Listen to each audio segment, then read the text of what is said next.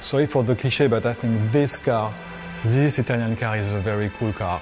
In the game, the car I really like to drive is the Zonda 5. I love Italian cars. It's like you are flying.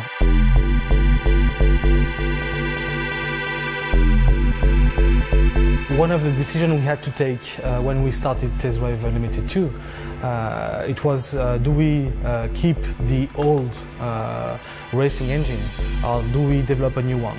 And because we have been a little bit frustrated by the first one and we couldn't deliver the experience we wanted, we decided to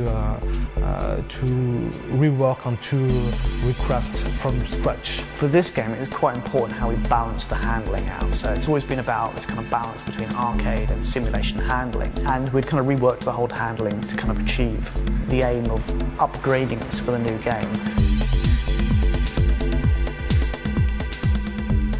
To achieve that, what we wanted to do is to have a basis of the physics engine as realistic as possible, so everything is simulated.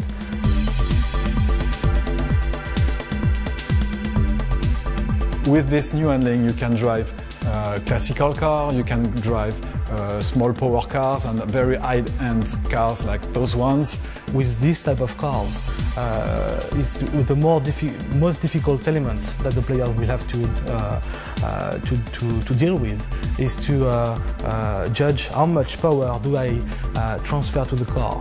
And this is something we add assistances for the player to be more comfortable with. Of course, when it's raining in TDU2, the roads get wet and the handling taking account this parameter. It changes the way the grip and the tires are in contact with the road.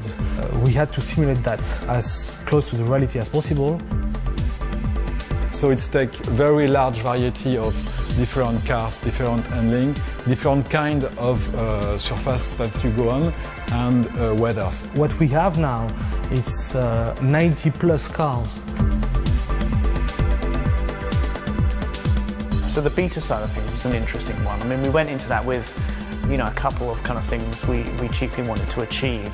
When you are developing handling, you are too close to it to judge it. Really, there's nothing like actual players with a multitude of different configurations, playing it in a multitude of different ways, all at the same time, going wherever they fancy rather than where we tell them, to really know how the game will perform. We have so many fans in this game that make a really, really good work, that answer our questions, make very precise feedbacks on bugs, handling, everything that comes in the game. The other big thing for us was just trying to push up how many people were playing the game at the same time.